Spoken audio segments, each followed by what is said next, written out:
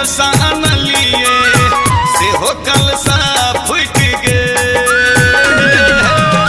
दोमवा दुकानमा से डलिया अनलिए से हो डलिया छूट गेल गे बिन कलश के मैया गे बिन डाली मैया गे हम कोना के पूजब गे सोनरा दुकानमा से गहना अनलिए सोनरा दुकानमा से गहना अनलिए गे सेहराइए गेलै गे मैया कोना के पूजब गे सोनरा दुकानमा से गहना अनलिए सोनरा दुकानमा से गहना अनलिए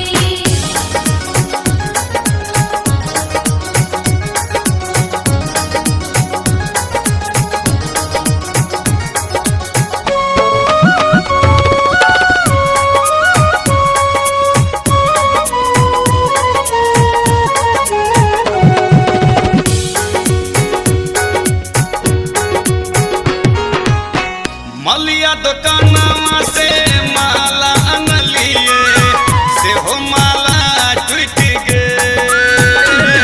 हलवैया दुकानमा से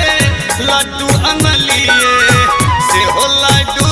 फूट गेल गे बिन मालक मैया गे बिन लड्डू मैया गे हम कोना के पूजब गे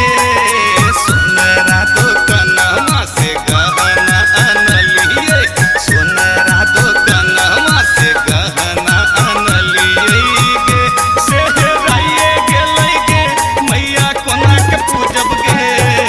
सोनरा दुकानमा से गहना अनलिए सोनरा दुकानमा से गहना अनलिए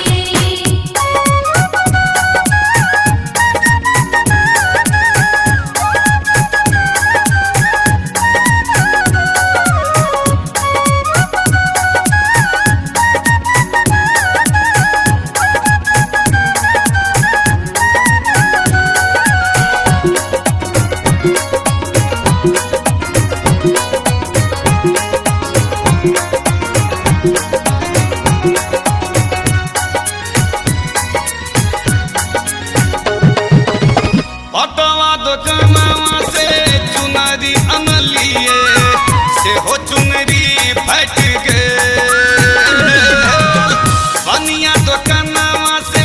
नारियल अनलिए से हो नारियल सूख गेल गे बिन चुनरी के मैया गे बिन नारियल मैया गे कोना पूजतौ दरभंगिया